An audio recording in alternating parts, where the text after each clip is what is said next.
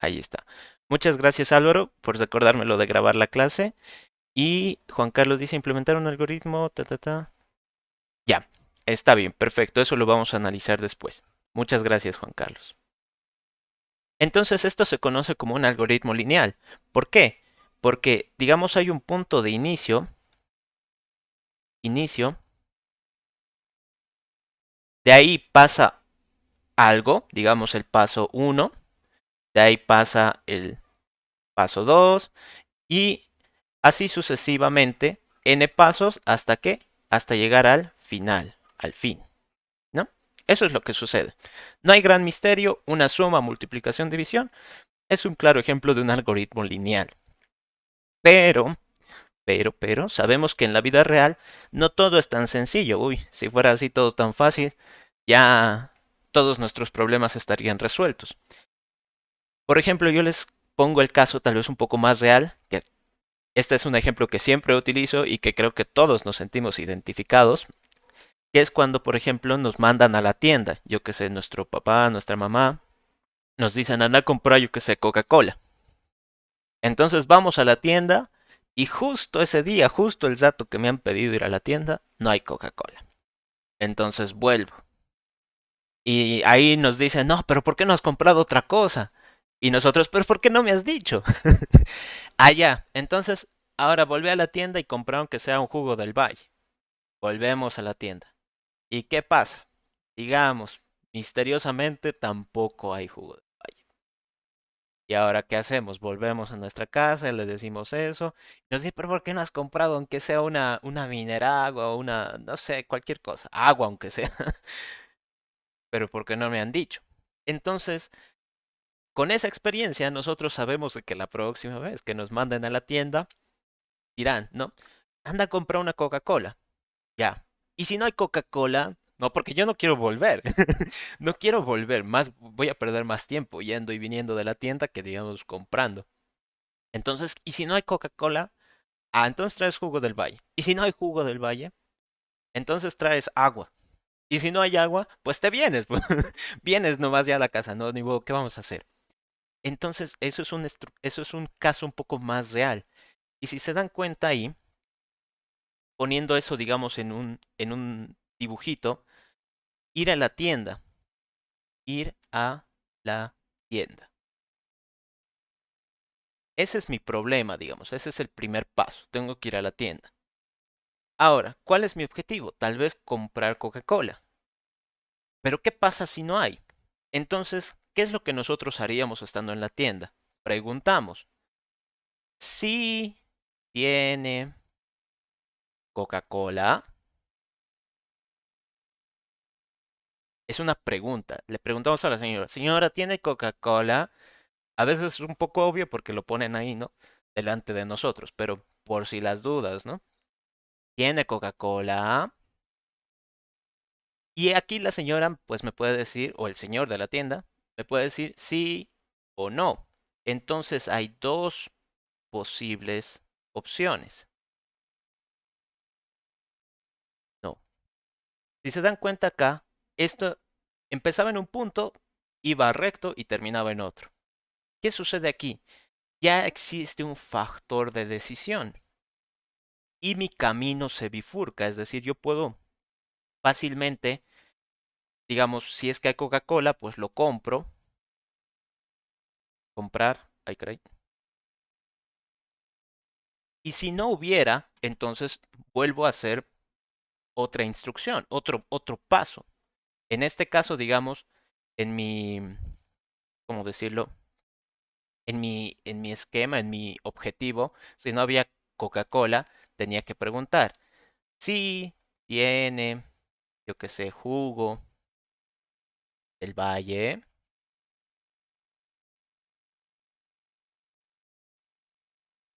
Entonces, esto nuevamente es como otra pregunta. Me puede decir que sí tiene, o me puede decir que no tiene. Y así se puede ir, digamos, incrementando la cantidad de pasos, la cantidad de caminos. Entonces ustedes, como futuros ingenieros, se dan cuenta de que puede existir un camino donde yo vaya por aquí, pregunte si tiene Coca-Cola, me diga que sí y lo compre. Y me voy feliz y contento a mi casita. Pero puede haber otro camino donde yo pregunte si hay Coca-Cola, me diga que no tiene y entonces pregunto si tiene jugo del valle. ¿Dónde me puede decir que sí tiene jugo del valle? Entonces lo compro. O donde, aquí un tercer camino, yo haya ido a la tienda, pregunte si tiene Coca-Cola, me diga que no, y pregunte si tiene jugo del valle y me diga que no. A los que les guste mucho eso de, digamos, ¿qué pasaría si? O los viajes en el tiempo, digamos, ¿no? Entonces tengan en cuenta que aquí en el algoritmo sucede algo igual. Un pequeño factor puede determinar qué camino escoges. Y la cosa se va complicando más. Entonces, esto que nosotros hemos hecho acá, bifurcar las alternativas, las instrucciones, por así decirlo, desde el punto de vista de programación, esto se conoce como una condicional. Y es una estructura de control. Aquí la condicional es prácticamente una pregunta. Justo lo habíamos hablado, creo, hace 2 clases, hace 2 semanas, creo. Y decíamos, la condicional es como una pregunta. Y tiene que ser siempre de sí o no. ¿Por qué? Porque la computadora puede responder eso. Es fácil para ella calcular ese tipo de respuestas. Pero si yo le digo, ¿qué edad tengo? Ah, pues ahí, ¿qué cosa va a hacer la computadora? ¿Qué se va a inventar? O yo le digo, eh, si te doy mi edad a la computadora, ¿no? Si te doy mi edad, ¿puedes saber si soy mayor de edad? ¿Mayor de 18 años? Ah, entonces eso es mucho más fácil. ¿Por qué? Porque para la computadora, nuevamente, como si todo fuera fórmulas matemáticas, yo le puedo dar mi edad y le puedo preguntar si es mayor a 18. Esto es una pregunta. Entonces, claro, para nosotros, digamos, decir, por ejemplo, 2 mayor que 18 es un poco obvio. Esto de aquí, imposible. No debería suceder. Pero a la computadora le sirve para poder responder este tipo de preguntas. ¿Será 2 mayor que 18? No, entonces, ¿qué hago? Puedo hacer aquí algunas. Entonces, la primera estructura de control que nosotros conocemos, o bueno, más o menos hemos visto, es la condicional. Nos permite hacer preguntas. Y yo les decía, en el PCInt existe acá, en el símbolo de las preguntitas, de la preguntita, por ejemplo, raíz y coloco, esto para hacerlo más rápido. Acá en la parte de operadores existen estos de aquí, que nosotros obviamente ya los conocemos. Por favor. Había escuchado de que alguien mandó solicitud, pero pasó. Ya. Entonces nosotros conocemos estos de acá, súper sencillos, de memoria para nosotros. Pichanga, mayor, menor, este de aquí que dice igual. Entonces, todos estos de aquí, sirven para hacer preguntas. ¿Será 3 mayor que 2? Esto nuevamente para nosotros es pichanga. Pero a la computadora le sirve para este tipo de condiciones condicionales, para bifurcar los caminos. Yo qué sé, si digamos, quiero pagar mi factura en el supermercado y mi factura es de, yo qué sé, 250 bolivianos y yo le entrego un billete de 100, ¿será que voy a poder pagar? Para nosotros, obviamente, no, ya sabemos la respuesta, pero la computadora, si tuviera que hacer ese cálculo, va a tener que preguntar, ¿100 es mayor a 250? Mayor o igual incluso, ¿no? ¿Mayor o igual a 250? No. Entonces no puedes pagarlo, lamento, te voy a escoltar con policía porque me estás queriendo tomar el pelo, ¿no? Algo así. Entonces, con esto de las condicionales, sabemos de que para hacer preguntas podemos utilizar cualquiera de estos. Súper sencillo. Porque estos nos responden sí o no. ¿3 es mayor que 2? Sí. ¿1 es mayor que 2? No. Sencillo. ¿4 es igual a 3? No. ¿3 es igual a 3? Sí. Perfecto. Pero además existen estos otros. los lógicos. ¿Para qué sirven estos lógicos? No sé si han llegado todavía a ese tema, pero yo me acuerdo que en álgebra 1 avanzábamos la parte de lógica. Entonces, ¿por qué, digamos, tengo que combinar estos dos temas con la condicional? Porque es importante, ya que nuevamente en el mundo real no todo es tan bonito, ¿no? Como por decir, no comes, ¿tiene Coca-Cola? Sí, ok. Allá, entonces lo compro. Tal vez, tal vez, puede darse un caso en el que yo he ido a la tienda, digamos, con 3 bolivianos y quiero comprar una Coca-Cola retornable. ¿Creen que pueda comprarlo así de fácil? En realidad no. Un momentito, a ver, ahora sí. Luis, ¿quieres decir algo? Tienes ahí la mano arriba. Ya, creo que no. Tal vez ha sido un clic. ¿Sí? Creo que alguien activó su micrófono. Sin miedo, si es que tienen alguna duda o algo, activen nomás su micrófono y no hay problema, ¿no? Digamos, pueden decir su duda sin miedo. Ya. Entonces, ¿qué sucede acá? Si voy a la tienda con mis 3 bolivianos, ahí digamos nosotros niños todo valientes que nos hemos decidido a comprar una Coca-Cola, o yo qué sé, dulces, papitas, vamos a la tienda y le preguntamos, ¿tiene Coca-Cola? Así, ¿no? Sí, me va a decir. Ya, quiero comprar. Y le muestro mis 3 pesos y me va a decir, no, pues no puedes comprar porque no alcanza. Entonces, aquí ya la cosa se puede complicar un poco más. ¿Por qué? Porque esta pregunta ahora le puede afectar este nuevo, digamos, dato. Entonces, esa pregunta, aparte de si tiene Coca-Cola, digamos, yo me tengo que preocupar si me alcanza para comprar la Coca-Cola. Por ahora, digamos, vamos a asumir que la Coca-Cola cuesta 7 bolivianos, ¿no? Ya más adelante lo vamos a hacer un poquito más interesante. Entonces yo tengo que preocuparme si mi dinero me alcanza para comprar. Entonces ahí sí se dan cuenta, son dos preguntas. ¿Tiene Coca-Cola? ¿Me alcanza el dinero para comprar la Coca-Cola? ¿Sí o no? Entonces son dos preguntas unidas. ¿Qué es lo que sucede en lógica? En lógica nosotros conocemos el conector y. Sí tiene Coca-Cola y sí me alcanza para comprar, digamos, así lo voy a colocar, para comprar. Entonces, digamos que si todo esto ha salido correctamente, entonces lo compro. Entonces, acá, este conectorcito, que nosotros en lógica lo conocemos como la conjunción, va a funcionar de la misma manera. Dos preguntas se conectan. Digamos, este va a ser la pregunta x1 y esta es la pregunta x2. Entonces, ¿cómo funciona esto de los operadores lógicos? En este caso nosotros estamos avanzando el de la conjunción. Voy a tener acá una pregunta 1 y una pregunta 2.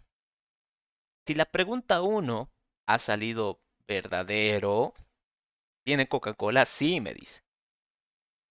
Y me alcanza para comprar, es decir, esto también es verdadero, el resultado de ambas, ya saben ustedes, por lógica, debería ser verdadero.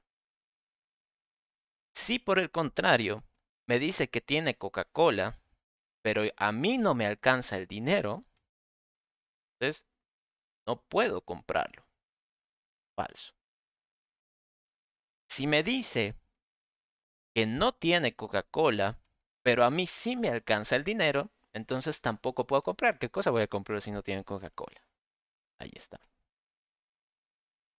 Este jueguito, que si ustedes ya han avanzado ese tema en álgebra 1, o tal vez recién lo avancen, no sé, todavía se aplica en programación, se aplica muchísimo.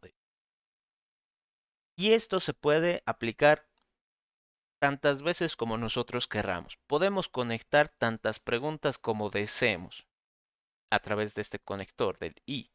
Podría tener 4 o 5 preguntas y conectarlas. Y. Obviamente, siempre se va a aplicar este caso. El conector I de la conjunción es ¿se cumple todo o no sucede?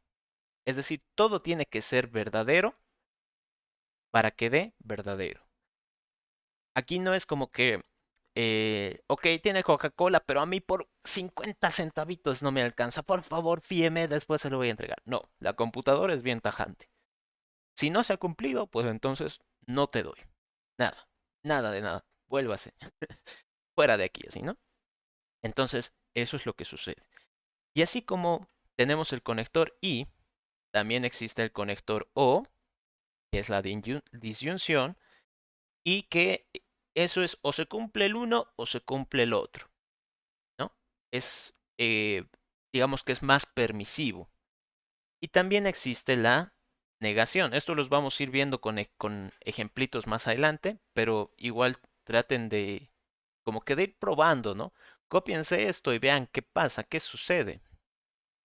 Entonces la negación va a convertir a lo contrario, a lo opuesto. Es como si a un número le multiplican por -1.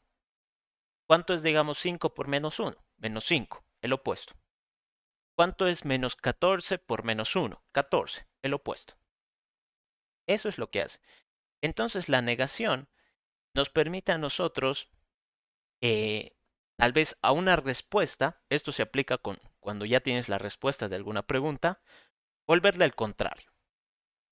Y ahora ustedes dirán, ¿y para qué me va a servir eso?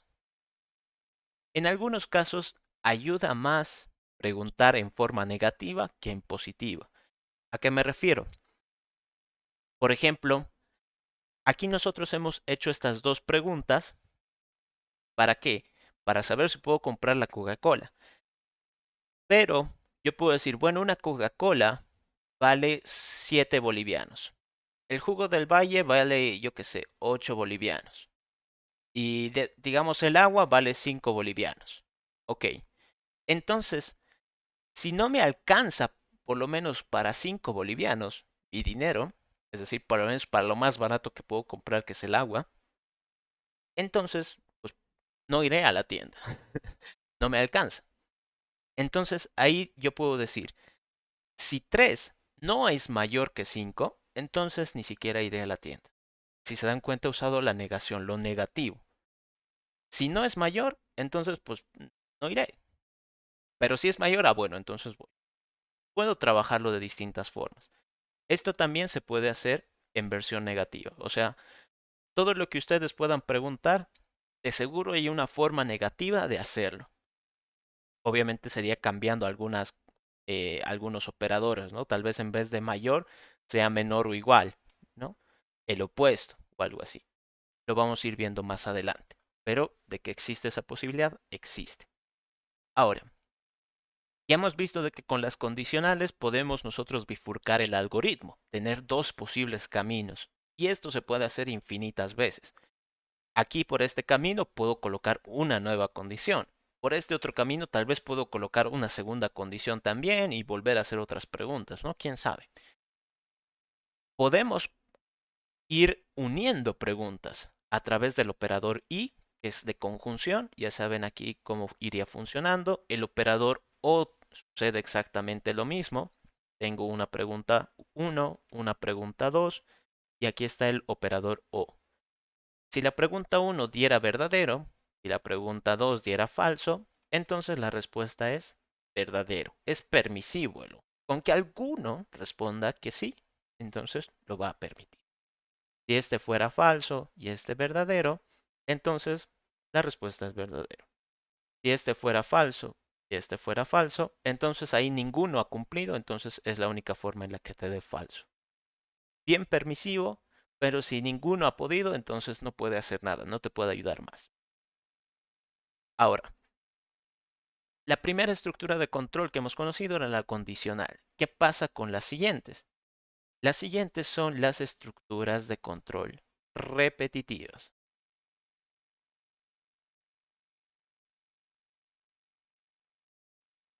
Entonces, estas estructuras de control repetitivas, como bien dice el nombre, nos ayudan a repetir. Y es algo que nosotros habíamos avanzado en la anterior clase. Yo les decía, por ejemplo, en el caso de, digamos, calcular, un momentito por favor, en el caso de querer calcular el precio de una venta, por decir, ¿no? De una venta de refrescos, creo que hicimos. Entonces yo le pedía digamos, en el registro la cantidad, ¿no? ¿Cuánta cantidad de refrescos has comprado? 15, digamos. ¿Cuánto es el precio por unidad? Digamos 7. Entonces el total, una simple multiplicación, 15 por 7, 70, 105, ¿no? Ahí está, 105 bolivianos.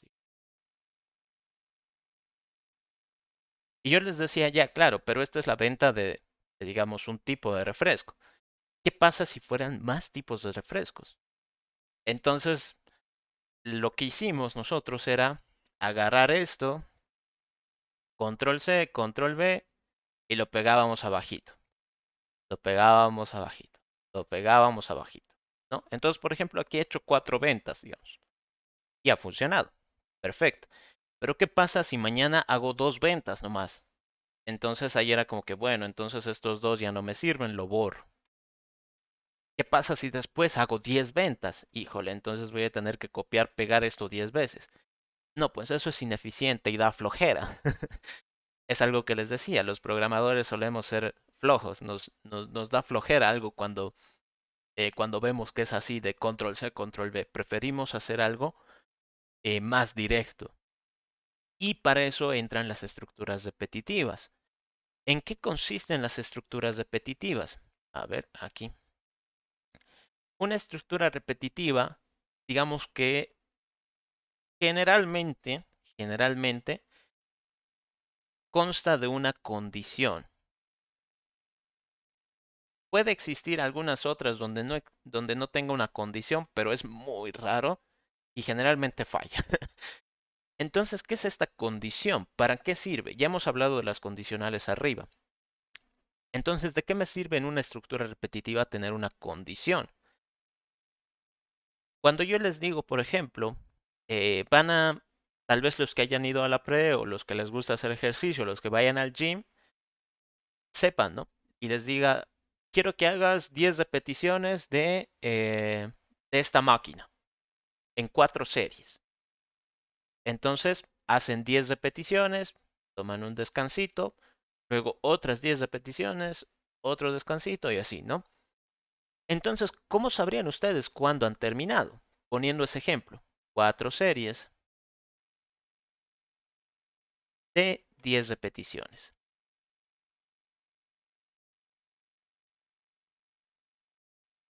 Entonces, ¿aquí qué va a suceder? Digamos, en el primer caso, ustedes van todos motivados y decimos, a 10 repeticiones, ¿no? Como decir 10 lagartijas. Súper sencillo, hago 10. Y yo ahí hecho al capo, ¿no? Hecho al musculoso, no, 10 poquito. No, me están subestimando. Pero ya lo he completado, 10. ¿Cuántas series me quedarían? Si ya he cumplido una, entonces ahora me quedan 3 series. Hago otras 10. Híjole, ahora sí me estoy cansando, ya se siente que el músculo está trabajando, ¿no? ¿Cuántas series me quedan? 2 series. Hago otras 10 repeticiones. Aquí ya sentía que mis músculos iban a explotar, estaba por morir, ya me sentía más allá que acá, pero las he logrado. Me falta una serie. Hago las 10 últimas sufriendo, con todo temblando. Ya no quiero volver nunca más a hacer ejercicio. Ya creo que he hecho por todo el año. Y me quedan 0 series. Entonces, ¿cómo sé que he acabado? Porque aquí ya no hay más series que completar. Entonces, la condición de un ciclo generalmente va asociado a esto. a algo que vaya tal vez descontando o contando, pero es una condición. Entonces, por ejemplo, en esto del gimnasio o de cuando uno hace ejercicio, o pueden asociarlo a muchas otras cosas, ¿no? ¿Cómo sabría que yo he acabado? Cuando ya no me queden series por completar. Entonces, yo hago 10 y llevo la cuenta, ya va, ahora me quedan 3. Hago otras 10, ahora me quedan 2. Hago otras 10, ahora me queda 1. Hago las últimas 10, he terminado, me voy. Ya no quiero hacer nada. Pero es porque esta condición se ha cumplido. Entonces, ¿cómo podría yo colocar esto para que la computadora lo entienda? Podría decir si la cantidad de series que tengo que hacer es mayor a 0, tengo que seguir repitiendo. Si se dan cuenta, todo esto que he hecho lo he asociado con una pregunta que la computadora puede entender. Entonces, en este caso de, digamos, preguntar por la cantidad de refrescos que has comprado, por a cuánto es el precio unitario y calcular el total, etcétera, etcétera, siempre se va a repetir. Siempre voy a hacer lo mismo. Obviamente, los valores pueden cambiar, pero los pasos, paso uno, paso 2, paso 3, siempre se van a mantener. Entonces, ¿qué necesito yo? Necesito que, digamos, para en este caso de las ventas, me digan cuántas ventas o cuántos tipos de refresco me están contando. Me están comprando, perdón. Entonces ahí se hace más fácil, porque yo sé cuántas veces tengo que. Entonces acá, en las estructuras repetitivas, es importante la condición porque nos va a ayudar a nosotros a calcular cuántas veces tengo que hacer esas tareas, esos pasos repetitivos. Ahora, ¿qué pasa si no hay una condición? Es como que yo les dijera, ok, quiero que eh, salten, ¿no? Quiero que salten en su lugar para, digamos, hacer un ejercicio ahí de las pantorrillas, de la pierna, yo qué sé, ¿no? Y ustedes todos obedientes, porque la computadora es así obediente, no se da cuenta de que le puede hacer daño, ustedes todos obedientes van a empezar a saltar. Pero ya después de un rato se van a cansar, alguno quizás agarre el celular y se vaya, otro quizás siga saltando hasta sudar la gota gorda, ¿no?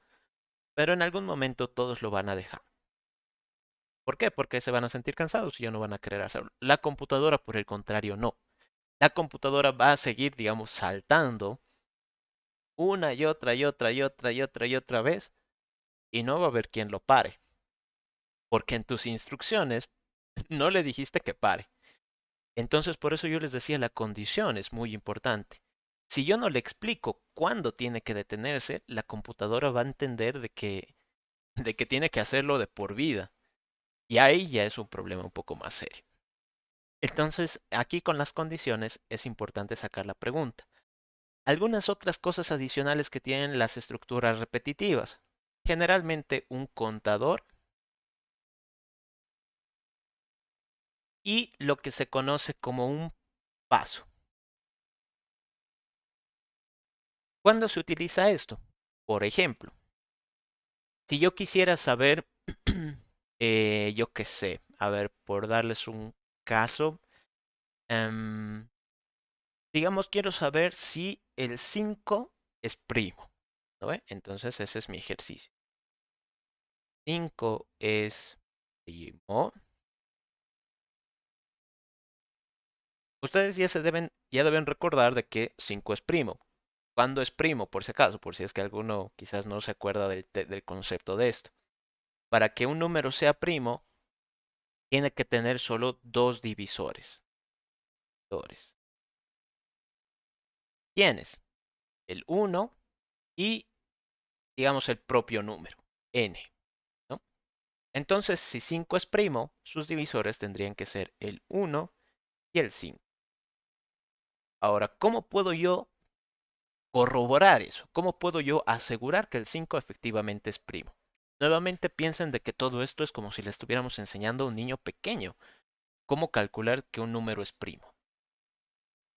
Entonces yo le diría al niño pequeño, ok, 5, para determinar que es primo tienes que contar sus divisores. Si sale cabalito 2, entonces es primo. Ahí fíjense, vayan asociando todo con lo que hemos ido aprendiendo. Si la cantidad de divisores es igual a 2, entonces es primo. Pregunta. ¿Ve? Es una pregunta, una condicional. Es la única forma en la que considere que es primo. Cualquier otra cosa, si me responde que no, entonces yo no le acepto. Bien tajante. Ok. Ahora, para saber si es primo, ¿qué hago? 1 es el primer número que voy a probar. Entonces, 5 es divisible entre... ¿No? Pregunta. La respuesta es sí. Ok, entonces aquí voy a tener mi tablita de divisores, ¿no? Todos los divisores que he encontrado hasta el momento. No lo puedo borrar, ahí está. Entonces, hasta el momento he encontrado que el 1 es divisor. Perfecto. Luego voy a probar con el 2. 5 es divisible. Fíjense de que está todo igualito, ¿no? Excepto esta parte. Aquí la respuesta es no. Entonces los divisores que he encontrado hasta ahora es solo el 1. El 2 no. Vuelvo a probar con el 3. Ya me da flojera, ¿no? Es lo que haríamos, poner comillitas. ¿Qué es la única parte que cambia? Y aquí obviamente no. Los divisores siguen siendo el 1. Luego pruebo con el 4. La misma historia, ya saben ustedes. Hasta alguno tal vez se debe estar aburriendo porque ya sabe la respuesta, ¿no? Nuevamente, instinto de programador. Nos da flojera hacer cosas repetitivas, ¿no? Para eso existen las estructuras de control. 5 es divisible entre 5. Sí. ¿Cuántos divisores he encontrado? 2. Entonces aquí yo diría, bueno, digamos, antes de que pase a la parte de la respuesta, ¿por qué, digamos, yo no podría probar con el 6? 6 es divisible, 5 es divisible entre 6. No, yo sé esa respuesta. Con el 7, con el 8, con el 9 van a seguir siendo las mismas respuestas. No, ya no voy a encontrar más divisores. ¿Por qué? Porque aquí también, nuevamente, lógica matemática, los divisores siempre son menores o igual, ¿no? Menor o igual, puedo decir tal vez, para que no haya esa confusión. Menor o igual al número, ¿no? A n. Entonces yo sé eso por lógica matemática. Por lo tanto, si mi objetivo es saber si el 5 es primo y tengo que calcular los divisores, sé que todo número que sea mayor a 5 ya no me sirve. 6, el 7, el 8, el 37, el 91, el 141, no me sirven. Entonces, si se dan cuenta, hasta aquí ya he terminado, ¿no? Hasta el 5. Pero ¿cómo sé que he terminado? Porque el 6 ya no cumple esa condición. 6 menor o igual a 5. No, ya no es. Entonces, ¿cuántas veces he tenido que repetir? Hasta el 5. ¿Por qué el 6 ya no lo repito? Porque ya no cumple esta condición. ¿Y qué habíamos dicho nosotros de las estructuras repetitivas? Que requieren una condición para terminar. Entonces aquí mi condición es de que el número que yo esté revisando tiene que ser menor o igual a 5. Si cumple eso, entonces sigo repitiendo. Si no cumple, entonces ya he acabado. Perfecto. Por lo tanto, aquí tendríamos que decir si el posible divisor es menor o igual a 5. Esta de aquí sería mi condición. Listo. Ahora, ¿qué sucede con esto del contador y el paso? El contador surge en algunos casos cuando nosotros utilizamos las estructuras de control repetitivas. ¿Y de qué sirve? Si se dan cuenta acá, 5 es divisible entre 1. 5 es divisible entre 2. 5 es divisible entre 3, 4, 5. Esta parte de aquí ha quedado siempre igual. Aquí me ha salido chueco, pero perdón por eso, no tengo buen pulso. 5 es divisible entre, toda esta parte ha salido igual. ¿Cuál es la única parte que ha cambiado? Esto. Esto desde el punto de vista de un ciclo, caray, mi llave sale mal también, es lo que se determina como el contador o la, digamos, la variable auxiliar, no sé. Generalmente esto es lo que se termina usando en la pregunta, ¿no? 5 es divisible entre algo, 5 es divisible entre algo, 5 es divisible entre algo, y ese algo es el contador. Entonces ya sabemos dónde se usa el contador. ¿Qué pasa con el paso? ¿No? Eso es un poco raro. ¿Qué pasa con el paso? ¿Qué significa el paso? Se llama paso o incremento, incremento, y pueden también ubicarlo con ese nombre. Significa de cuánto en cuánto estoy avanzando. Es decir, mi contador tiene un punto de inicio, que es 1. Perfecto, yo sé que tiene que empezar en 1. ¿Por qué? Digamos, en este caso es cosa del contexto del ejercicio. Lógica matemática.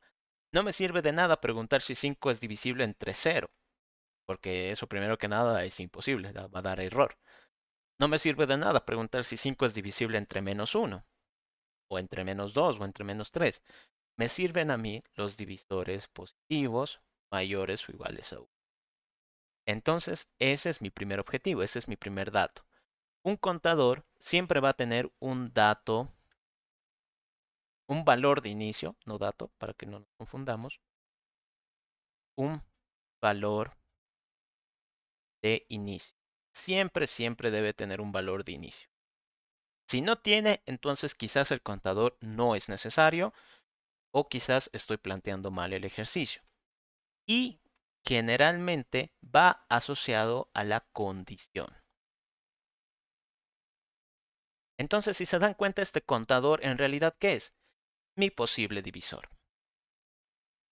¿Y qué habíamos dicho de la condición? Si el divisor que quiero probar es menor o igual a 5, entonces tengo que seguir repitiendo. Tengo que intentar una vez. Si el divisor ya no cumple con esta condición, entonces ya ha terminado. Pero ahora, decíamos el contador requiere un valor de inicio. En este caso mi valor de inicio es 1.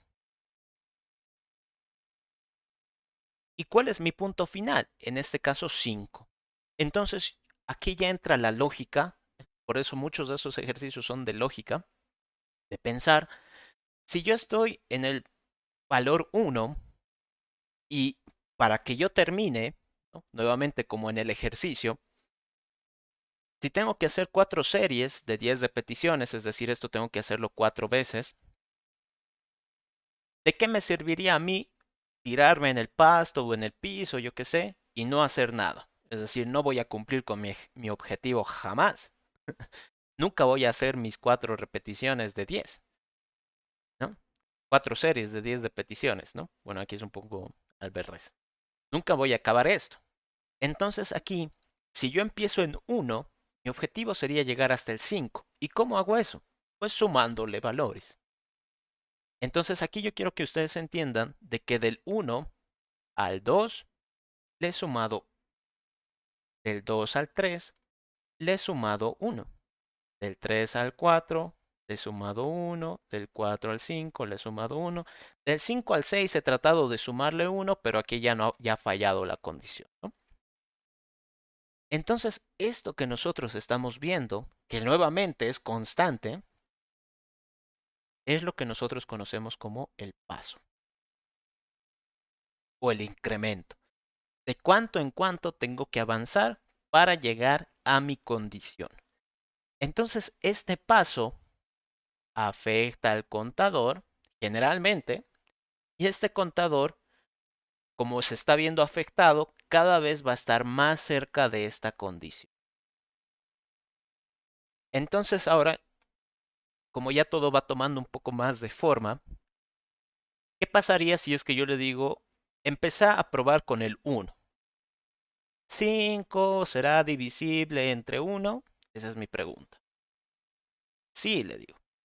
Y ahora, ¿qué pasa si en vez de sumarle, y por eso digo que es mejor utilizar este nombre de paso, porque a veces cuando usamos incrementos sentimos de que hay que sumar, ¿no? Pero a veces no es tanto así, a veces hay como que restar, hay que multiplicar, a veces no hay que sumarle 1, hay que sumarle 2 o 5, no sé, puede variar. Entonces por eso prefiero utilizar la palabra de paso. Entonces, ¿qué pasaría si es que al 1 tal vez le resto, ¿no? Ahora quiero que valga 0, le voy a restar 1. 5 será divisible entre 0.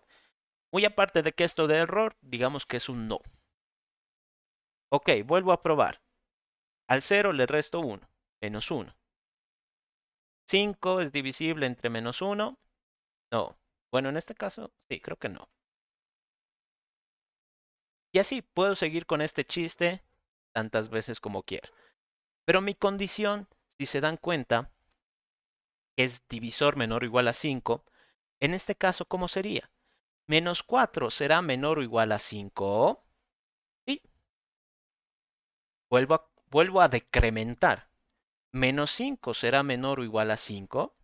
Sí. Menos 6, menos 7, ta. Todos van a seguir cumpliendo la condición. Entonces, en una estructura repetitiva, yo les decía, ¿no? La computadora nunca va a decir como que me he cansado. Va a intentar seguir haciéndolo.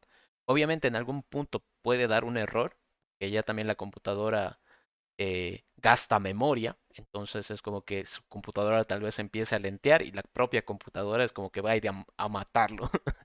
Pero ya eso puede suceder después. Pero lo que quiero recalcar acá es que la condición es muy importante. Entonces, si la condición está mal planteada, puede dar un error.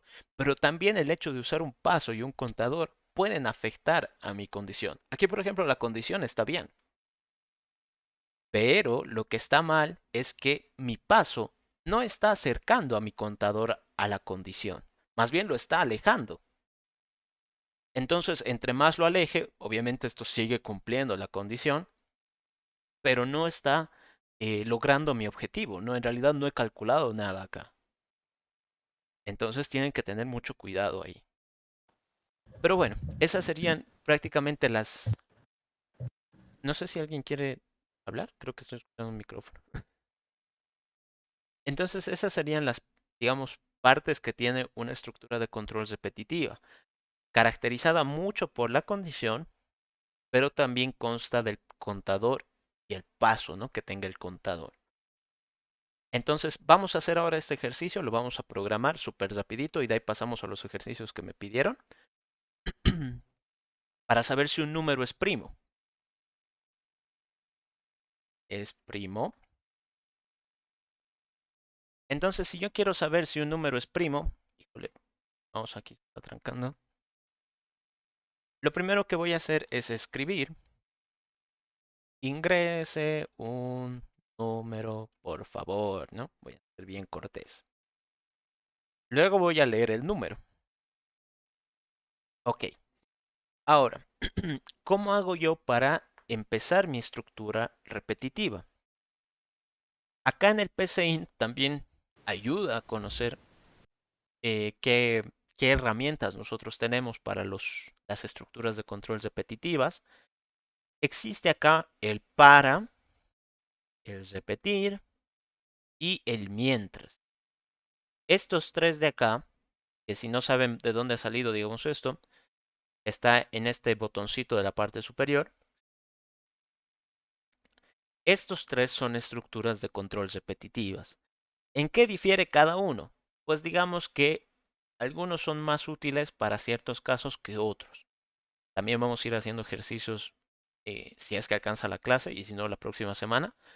Por ejemplo, el para es muy útil cuando tenemos que utilizar contadores.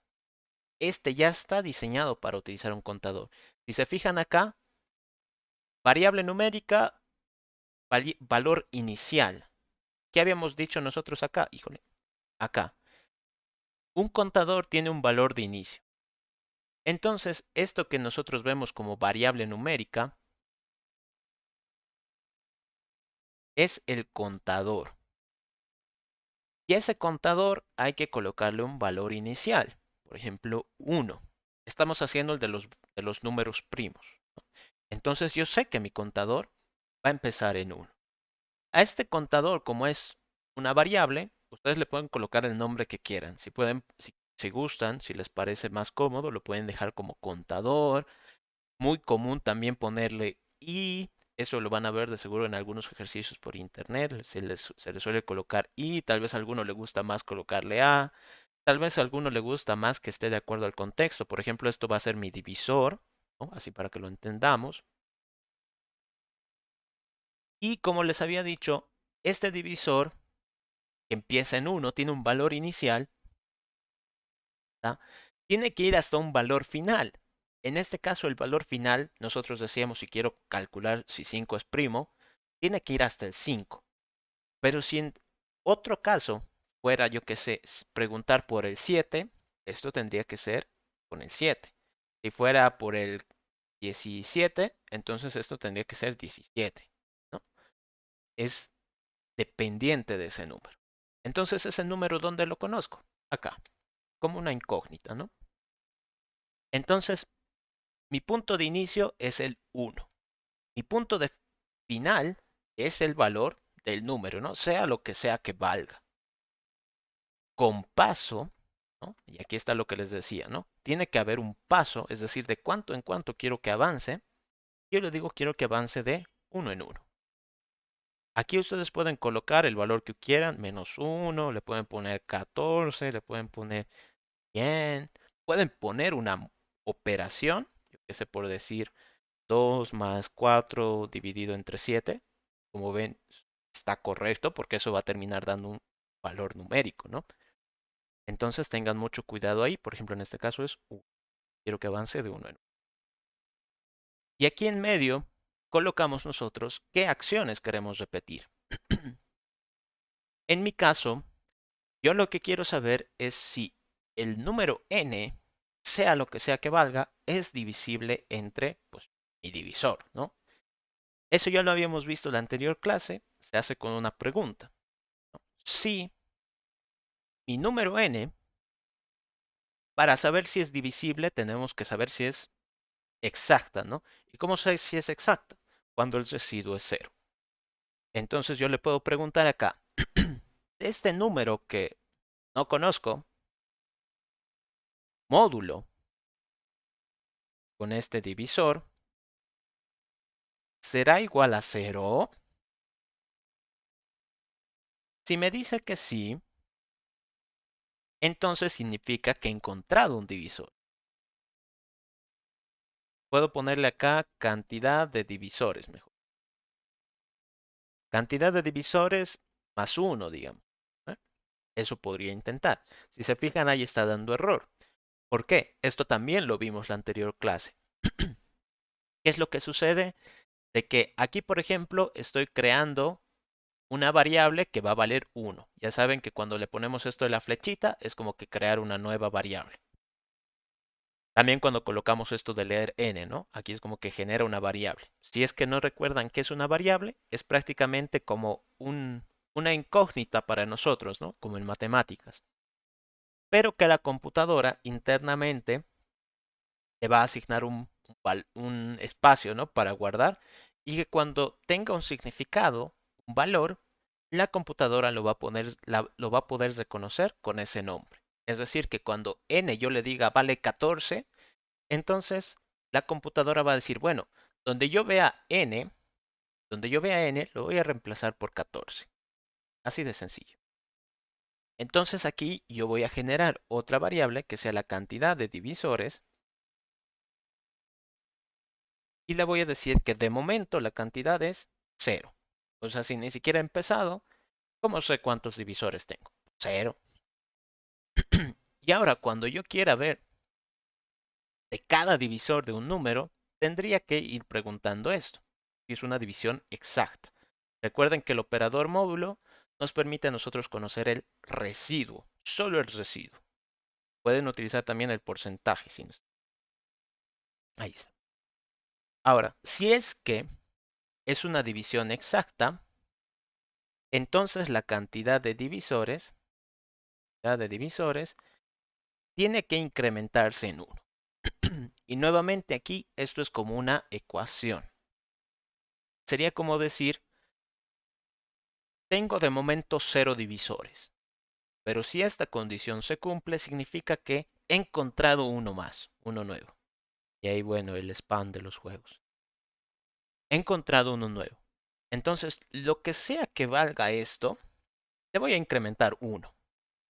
Y esa va a ser la nueva cantidad de divisores.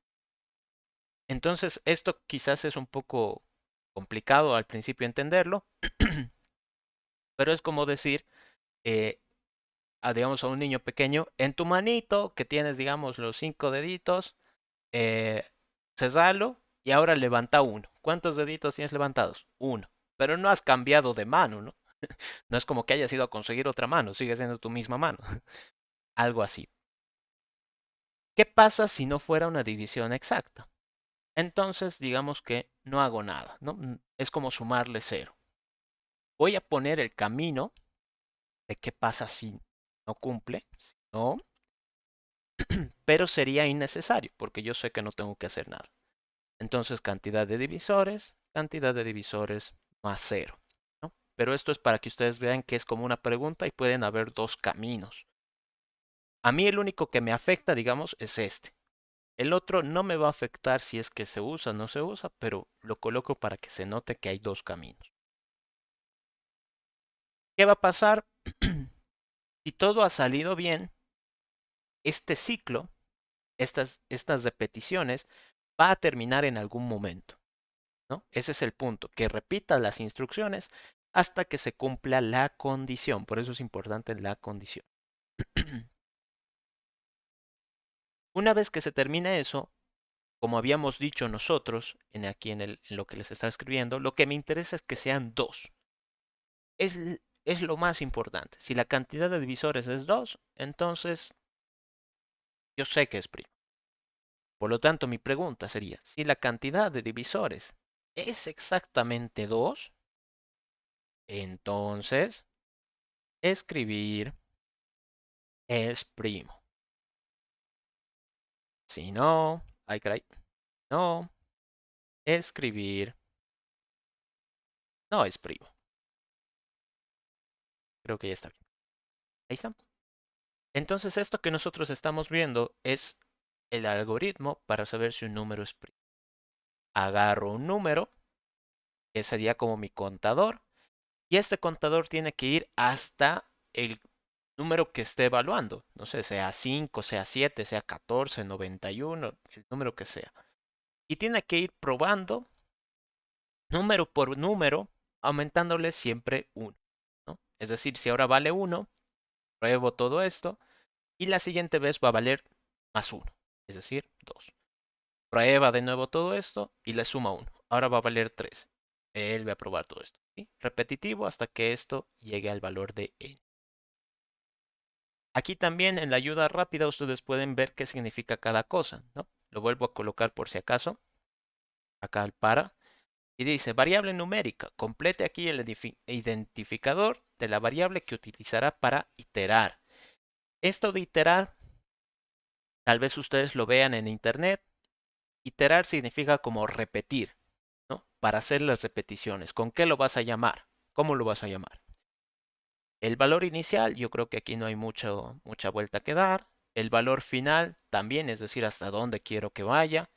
El paso que ustedes han visto de que es muy importante, si es que tiene que acercarlo a la condición en realidad. Si es que yo en vez de eso lo voy alejando, pues se va a volver un ciclo infinito. Y la secuencia de acciones, aquí ustedes en la parte de adentro pueden colocar todo lo que quieran calcular. Pueden colocar aquí una suma, una resta, pueden colocar condiciones, pueden colocar otro ciclo incluso para que todo funcione. Y a ver, probémoslo y de ahí pasamos con lo que con los ejercicios que tienen duda. Ingrese un número, por favor, 5, digamos. Es primo. Perfecto. ¿Cómo lo ha hecho? Ha seguido mis instrucciones, sí, pero no he visto todo ese proceso largo. ¿Y qué es lo bueno de esto? Como es un ciclo, yo no necesito copiar, pegar para que esto funcione con diferentes números. Por ejemplo, el 17, creo que también es primo, ¿no? Sí, la 17 es primo. Por ejemplo, el 8 no es primo. Aquí, por ejemplo, el, yo que sé, 97 es primo. ¿Ya está? Y pueden ir jugando con esto tantas veces como quieran y van a ver que siempre va a funcionar.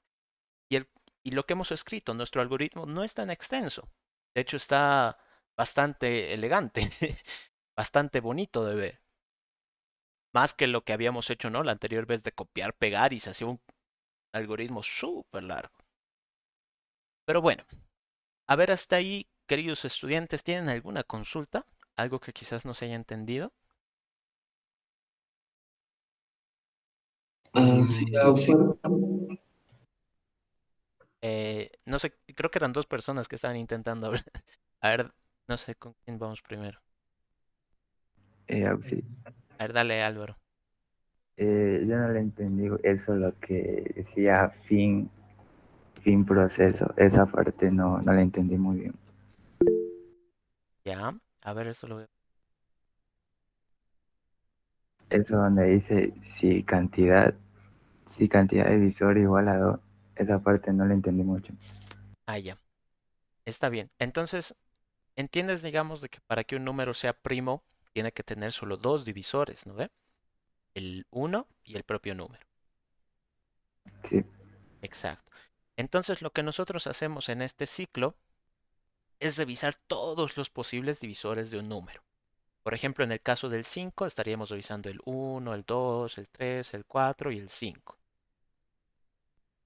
Cuando nosotros encontremos un divisor, es decir, alguien que lo divida de forma exacta, por eso aquí pongo, ¿no? Igual a cero, es decir, si el residuo es igual a cero, he encontrado un divisor. Entonces, acá yo voy a ir contando cuántos divisores he ido encontrando, sea uno, sea 2, sea 3, sea 5, sea 10, 9, no sé. Entonces ahí va a estar la cantidad.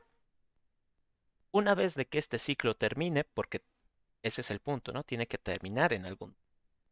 Lo que a mí me interesa es saber cuántos divisores he contado. Si es exactamente 2, significa que durante todo mi análisis solo he encontrado al uno y al propio número, solo 2. Solo en ese caso significa que es primo. Si no, pues entonces me voy por el otro camino, significa que no es primo. No sé si con eso lo entiendes un poquito mejor, Álvaro. así, auxilio ya la entendí. Gracias. Está bien. Diego, a ver, dale. Sí, Auxi, buenos días. Quería saber, o sea, no le entendí muy bien esa parte de compaso Ah, ya, que dijo. ya, está bien. Esta parte de compaso es de que acá yo les decía, ¿no? Vamos a tener un contador. ¿Por qué un contador? Porque es algo que nos ayuda en nuestro algoritmo y generalmente es la única parte que varía, ¿no? Porque aquí yo les decía, 5 es divisible entre uno, 5 es divisible entre 2, entre 3, entre 4, entre 5. Entonces toda esta parte que es la pregunta es prácticamente repetitiva, lo mismo.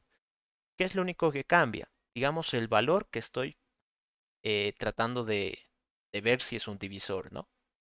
Eso generalmente es el contador. Pero este contador no me serviría a mí que, digamos, siempre pregunte 5 es divisible entre 1. 5 es divisible entre uno otra vez. Entre uno, entre uno, entre uno. Lo que me interesa es de que revise todos los divisores. Es decir, del uno, su siguiente divisor que me interesa es el 2. Del 2, el siguiente que me interesa es el 3, 4, 5. Entonces, ¿cómo hago para que avance? ¿Cuál sería el paso que tiene que dar para que vaya al siguiente número que me sirve? Más uno. Entonces, ese número, esto que dice con paso uno, significa que en su primer valor el divisor es uno. Entonces va a preguntar, n es divisible entre 1 y entonces termina. Pero como es un ciclo, va a volver hasta este punto. ¿Y qué va a hacer? Al divisor, lo que sea que haya valido, le va a sumar 1. Es decir, va a tratar de ver el siguiente. Va a volver a evaluar si es divisible y no sé qué. Y va a terminar cuando ya sepa qué tenga que hacer. Va a volver a avanzar. Va a ir al siguiente, al 3, luego al 4, luego al 5. Así sucesivamente hasta que esta condición se cumpla. Entonces esto no es nada más que decir al divisor, cuando termines le vas a sumar 1. ¿Para qué? Para que vea el siguiente número, siguiente caso. No sé si con eso lo entiendes un poquito mejor, Diego. Sí, sí, gracias. Y Ya. ese hasta n significa de que hasta qué puntos, por decir un límite. Ajá, el límite, sí. Es como decir, el 1 es el punto de inicio y n es el punto final. ¿Y de cuánto en Ujú. cuánto quiero avanzar? De uno en uno. Por lo tanto, como n no tiene un número, entonces sería hasta infinito. Más allá sería, ¿no? O como- Es como una incógnita, ¿no ve? Sí, Entonces, ¿cuándo le voy a dar valor a esa incógnita? bueno, Cuando escriba por el teclado, ¿no ve? sí, sí, gracias. Ya, está bien. ¿Nos podría pasar el código Auxi aquí en el chat, por favor? Ya, está bien. A ver si copia. Creo que sí ha copiado. Ahí está. ¿Ya? ¿Alguien tiene alguna duda más? A ver, Ronald. Mm, ¿Para qué le sumas cero a cantidad de divisores? Esa instrucción no hace prácticamente nada. Ajá, perfecto. Muy bien. Esta instrucción no hace nada. Sí, está bien. Pero lo que yo quería que vean es de que cuando hacemos una condición pueden existir dos caminos. Pero cuando hay un camino que, como bien dices, no hace nada, se lo podría borrar, ¿no? Ahí se lo puede borrar y el algoritmo va a seguir funcionando. Pero hay casos donde sí vamos a necesitar. Entonces, para eso sirve esta palabra, ¿no? De si no. Era más que todo para que se vea eso.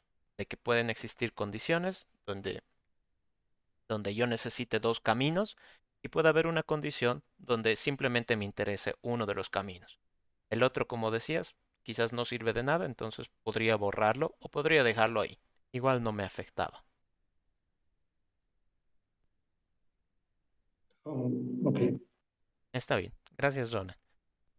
Ya. A ver, entonces pasaremos con los ejercicios que... A ver, Jocelyn. Yo tenía la duda de qué pasa si ponemos uno, porque a lo que me acuerdo, uno no era primo ni compuesto. Ya, perfecto. A ver, no, no es primo.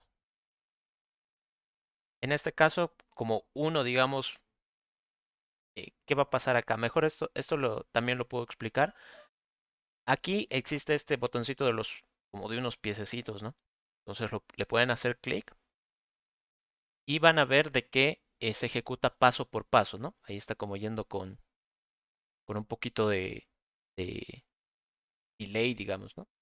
Entonces aquí se ha detenido porque aquí me está pidiendo el número. Y en este caso, yo le puedo colocar 1. Genial. Ahora pausa, ¿no? Le he colocado pausa. ¿Qué pueden hacer acá? Existe este botón de continuar que va a tratar de hacerlo automáticamente, ¿no? Poniendo como que un tiempo de descanso antes de pasar al siguiente paso. O pueden hacerlo ustedes manualmente. Existe este botón de evaluar. Que debería haber... Ah, bueno, aquí. Ahora, aquí está explicar. Tienen que poner este botoncito de explicar en detalle qué pasó. Cada paso, digamos. Entonces aquí, ¿qué sucede? Línea 8, instrucción 1. Se evalúa la expresión para el valor inicial, 1. Entonces, mi variable que se llama divisor, su valor inicial es 1.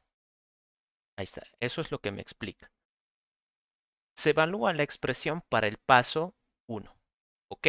Entonces, aquí estamos tratando de decir que si el divisor, que vale 1, todavía no ha llegado al final.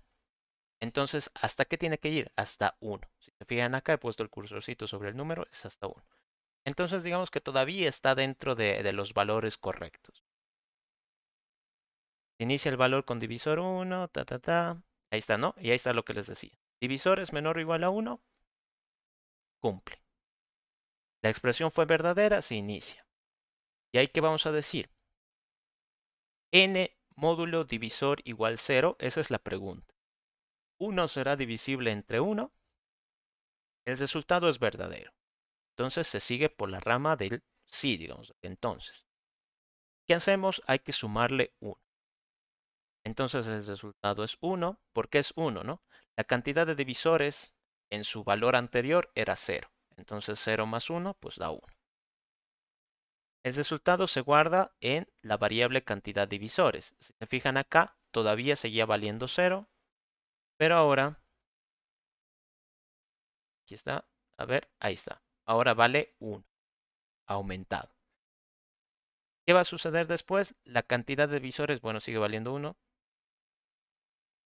Ahora tenemos que, ahora divisor vale divisor más 1.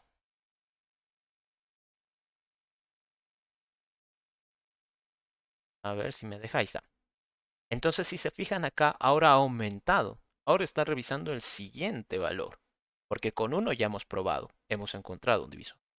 El 2 ahora, si tratamos de probar, tiene que pasar esta condición. ¿Divisor será menor o igual a 1? No, en este caso no. Ya sé cuánto vale el divisor y sé que no va a cumplir.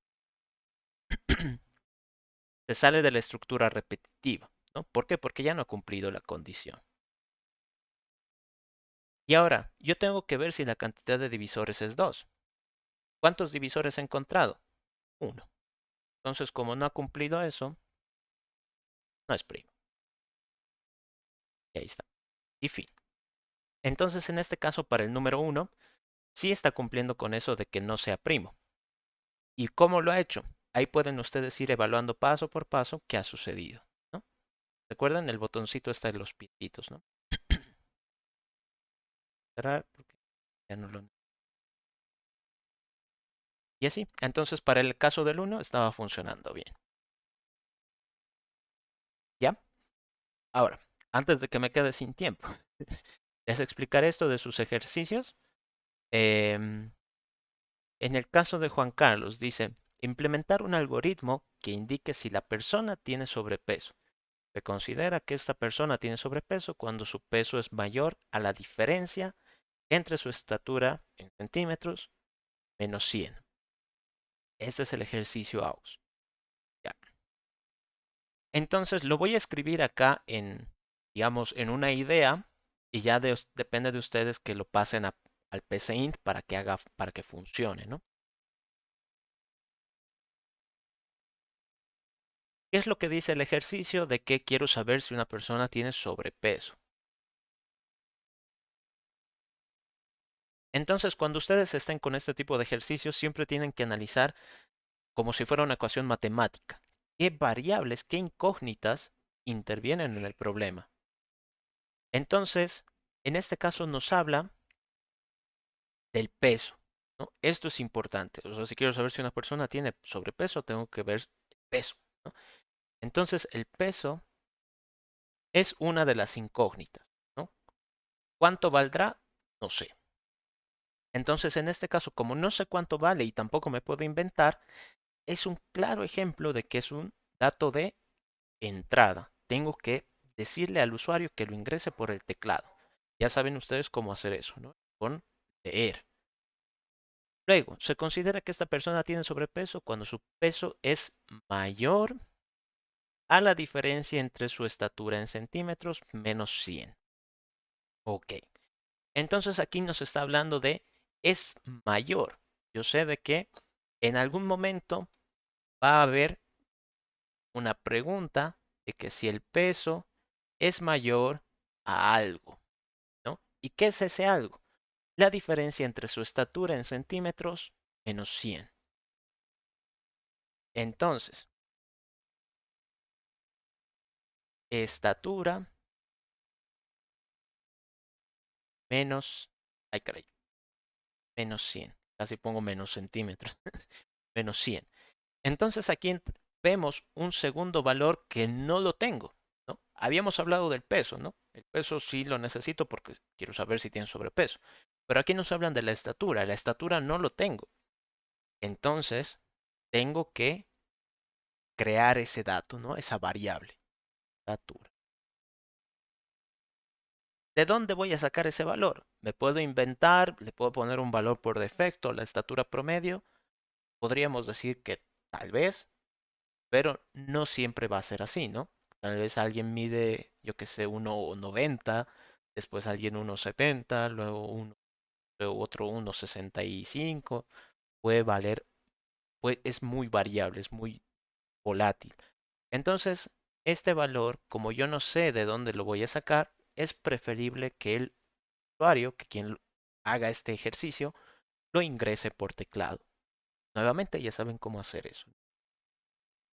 Y para ello, una vez de que yo ya tenga estos valores, que como son incógnitas, esta, digamos, ecuación se va a resolver sola, ¿no? Si el peso es mayor a la estatura menos 100, entonces, si esta pregunta responde que sí, significa que tiene sobrepeso. Si no, si es que me responde que no, no ha cumplido esta condición, entonces digamos que peso normal podríamos decir. Eso es lo que ustedes tienen que ir evaluando. Tienen que verlo esto como una ecuación matemática. ¿Qué variables, qué incógnitas tengo yo? Si a una incógnita yo le puedo dar un valor, por ejemplo, no sé, si me dijeran calcula el área de un círculo, que es 3 por, no, ¿cómo es? Pi por radio al cuadrado. El valor de pi lo conozco, sí, no, le puedo pedir al usuario que me lo escriba, tal vez, pero en el caso de pi es un valor constante, digamos 3,14 aproximado. Entonces eso no habría necesidad de que yo le pida al usuario. Ah, pero si me habla del radio del círculo, ahí yo ya no me puedo inventar, yo ya no le puedo poner un valor por defecto. Entonces tiene que ingresarlo el usuario. Y este ejercicio así se resolvería. Sencillito. ¿Qué pasa con el ejercicio de Florencia? Implementar un algoritmo que muestre los múltiplos de 3 que hay entre 1 y 100. Además, realizar la sumatoria de los múltiplos de 3 pares imagen. Entonces aquí le voy a poner otro ejercicio. Múltiplos 3. Vamos. ¿Qué va a suceder acá? Es un claro ejemplo este de que hay un punto de inicio y un punto final. Ya habíamos hablado de a qué se refiere todo eso, ¿no? Entonces dice que tengo que ver desde el 1 hasta el 100, ¿no? Este es como que mi rango. Lo voy a poner así en corchetitos para que no piensen que es una resta. Entonces el 1 es mi punto de inicio y el 100 es mi punto final.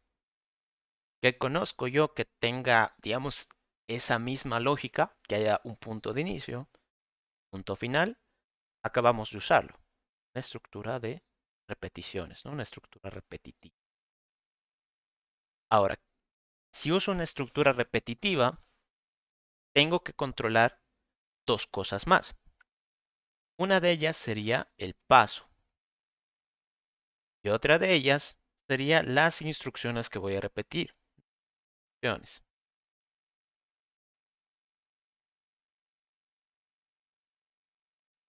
En este caso, para, digamos, todos los números que hay del 1 al 100, puede ser complicado. Quizás es muy difícil que yo sepa cuáles son múltiplos de 3, que los vaya sumando, es tal vez un poco difícil. Pero pensemos en uno solito. Hagamos el ejercicio para uno solito. Digamos, yo tengo un número X, incógnita, no lo conozco, y quiero saber si ese número X es múltiplo de 3. ¿Cómo sé eso? Sencillo. Este número X, lo que sea que valga, si yo lo divido entre 3, debería dar una división exacta. Entonces digo, si X módulo o porcentaje, ¿no? Ambos son lo mismo. Módulo 3 es igual 0. Es decir, este número, lo que sea que valga, dividido entre 3, da una división exacta, es decir, no genera un residuo. Entonces, es múltiplo.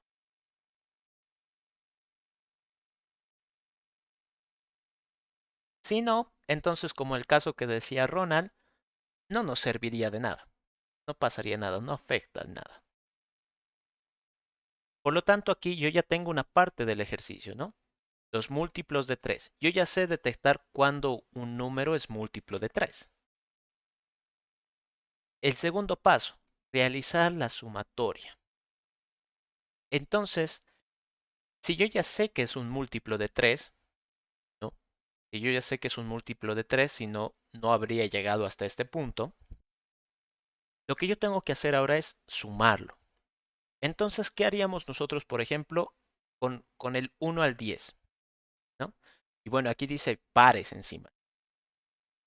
Entonces, reduzcamos este rango a un poco más chiquito. 1 al 10. Yo sé que el 1 no es múltiplo de 3. El 2 tampoco. El 3 sería el primer valor, ¿no ve? El 3. 3 es múltiplo de 3, obviamente. Sí.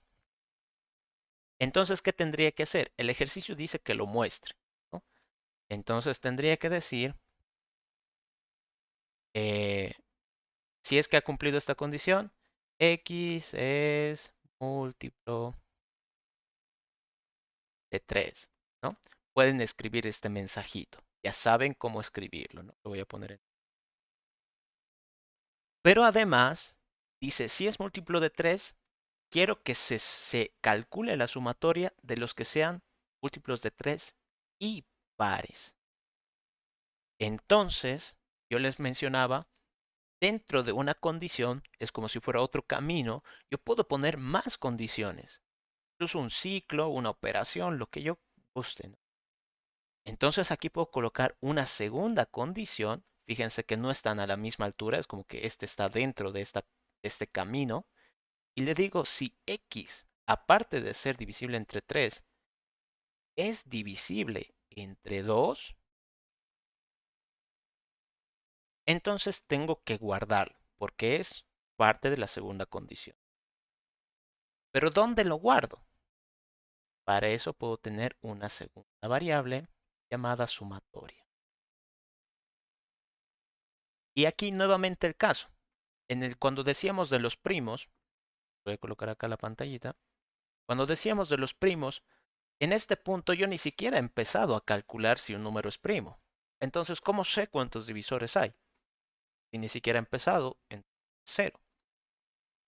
Acá va a suceder lo mismo. Si ni siquiera he empezado a revisar si el número es múltiplo de 3, ¿cuánto valdría la sumatoria? Pues 0. ¿No? Ni siquiera he empezado, entonces la sumatoria es 0. Si detecto que es múltiplo de 3, entonces digamos lo muestro. Si además de múltiplo de 3 es par, entonces lo tengo que guardar en la sumatoria.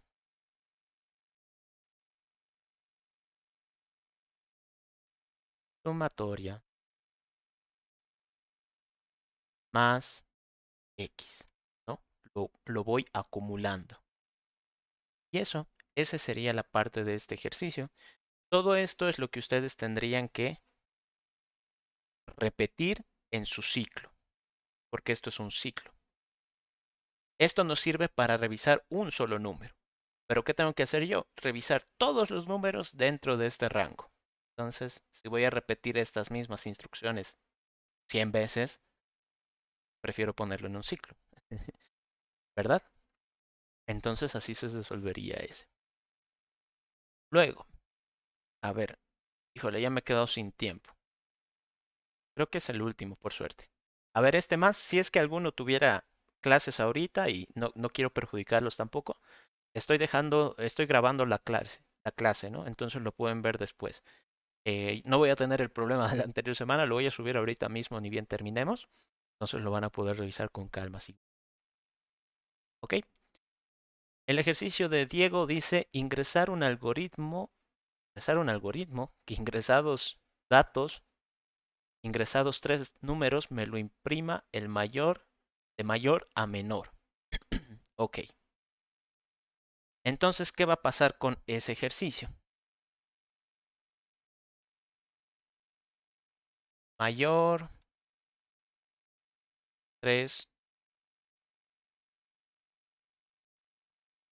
Entonces yo aquí tengo 3, dice que necesito 3 números, ¿no? No, ni modo que vaya a sacar el mayor de 3 números y solo tenga un número. Sería algo ilógico. Entonces necesito el número 1, número 2 y número 3. ¿Qué sucede con estos números? Igual que con los otros ejercicios. ¿Me puedo inventar un valor para estos números? O tal vez yo ya sé el valor de estos números. En realidad no, ¿no? No sé cuánto valgan, son incógnitas. No es algo constante como decir el valor de pi o la gravedad, digamos. Entonces estos valores tendrían que ingresar por teclado. Ya saben ustedes cómo hacerlo. Ahora, ¿cómo rayos sé cuál es el mayor de los 3? En este caso, vamos a ponerle ejemplos. Yo digo que siempre es más fácil ponerse algún ejemplo. Digamos 7, 10, 15. Entonces, para analizar este tipo de ejercicios, hay otra forma de hacerlo, pero después les voy a explicar cómo. Para analizar cuál sería el mayor de 3 números, lo único que me queda es hacer preguntas. ¿Qué puedo intentar preguntar? Tal vez N1 sea el mayor. ¿Y cómo sé eso? ¿Recuerdan que les dije que podemos hacer preguntas y podemos unir preguntas? ¿Cómo sabría que N1 es el mayor de todos? Tendría que ser mayor a N2 y mayor a N3. Entonces yo digo, si N1 mayor a N2 y N1 mayor a N3, estoy uniendo preguntas. Si esto se ha cumplido, es decir, N1 es mayor a los otros dos números, significa que es el mayor de todos. Entonces yo tendría que decir N1 es el mayor.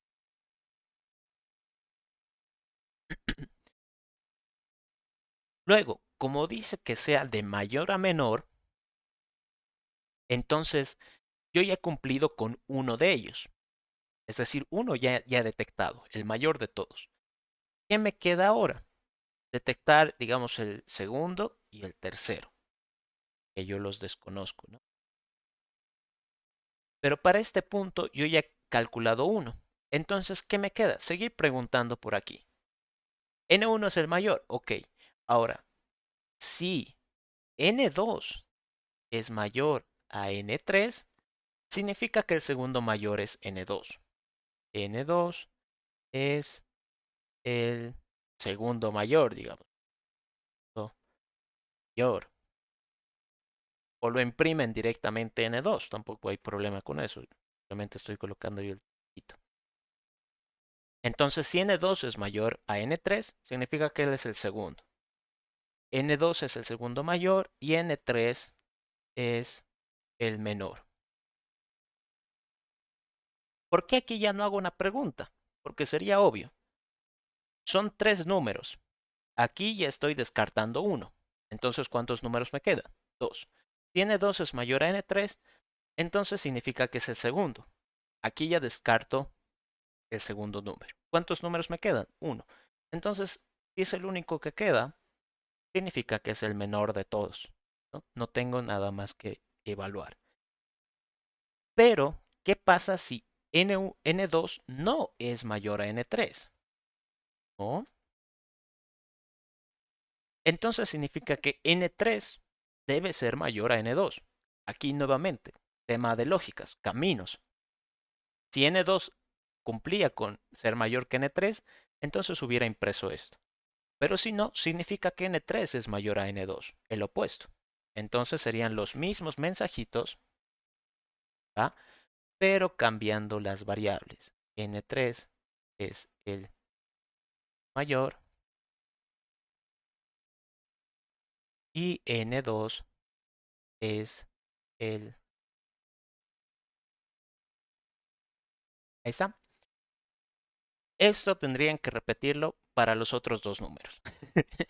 No hay otra forma un poquito más rápida de hacerlo sin que, digamos, avancemos algo un poquito más complejo. Entonces, ¿qué tendrían que hacer ustedes? Agarrar esta misma sección, digamos, y copiarla y pegarla para los otros números. Por ejemplo, n1 es mayor a n2 y n1 es mayor a n3. Eso es el caso de que yo dijera si n1 es el mayor. Pero ¿qué pasa si quiero preguntar con n2? Tendría que decir n2 es mayor a n1 y n2 es mayor a n3. Y aquí, como ya estaría descartando n2, ¿quién me queda? En vez de n2 sería n1 mayor a n3 y así sucesivamente. Tendrían que hacer ese mismo chiste 3 veces. Aquí no hay de otra. Copiar, pegar, copiar, pegar. Pero va a funcionar. Entonces, para este ejercicio lo único que tendrían que hacer es agarrar uno de los números y pensar que es el mayor. Si es el mayor, significa que, pues, haciendo esa pregunta, con los otros dos números les va a ganar. Y para saber el segundo mayor, como yo ya he descartado uno, entonces solo me queda una pregunta más. Y así, eso sería todo.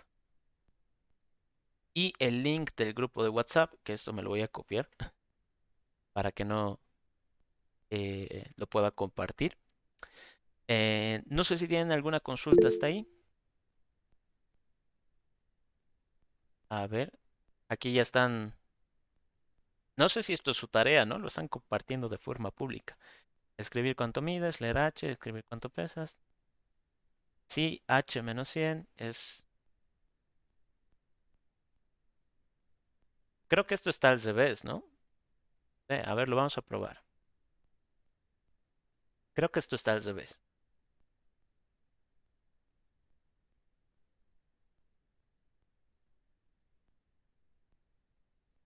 A ver. ¿Cuánto mides? Digamos, yo... Ay, caray. Mi estatura. 1,73. ¿Cuánto pesas? Híjole, eso sí no me acuerdo. 75, digamos. Estás gordo. Por 2 kilitos. Entonces creo que sí. Por un momento pensé que estaba al revés. Digamos, un tipo que mide 1,90 y pesa 85, no estás gordo. Sí, está bien. Bienísimo. Aquí, por ejemplo, su compañero, ay caray, su compañero ha decidido calcular primero y después preguntar, ¿no? Él, por ejemplo, ha utilizado el símbolo de menor. Si se fijan en mi algoritmo, en el que yo les estaba sugiriendo, ay caray, yo he preferido, ay caray, aquí, utilizar mayor, ¿no? Pero la condición estaba al revés. Eso no significa que lo mío esté bien, lo de Diego esté mal, no, sino que son equivalentes. Por eso les decía, a veces uno piensa de una forma, digamos, positiva y otra de forma negativa. Entonces, cuando es de forma negativa, tal vez el signo cambie o tal vez el orden de la operación cambie, pero ambas llegarían a ser equivalentes. Está bien, sí. El de Roberto. C, está bien. Sobrepeso. Este también me parece que está bien. Aquí en el caso de Roberto, él considera de que fuera hasta igual, ¿no? Que la diferencia fuera cero. Creo que en el caso de Diego, vamos a probarlo. Si yo le pongo, por ejemplo, unos 73, pongo 73, no estás gordo. Ah, ya. Ah, sí, también controla ese caso. Imagino que por eso está al revés. Buen dato. Bueno, ¿ya? Y está bien tu solución, Roberto. La de Diego también. El link, aquí está. Ya. Ok, no sé si tienen alguna duda más, queridos estudiantes. Me he pasado por 10 minutos, sí, pero creo que necesitaban nomás ahí una explicación de sus ejercicios. Em, Al final no hemos podido entrar a Java. Vale. Váyanse instalando el BlueJ y de ahí ya la siguiente le damos de lleno. Ok, creo que no hay. Estaba haciendo un algoritmo para el IMC. No hay problemas. IMC. ¿Qué es IMC? O estoy en...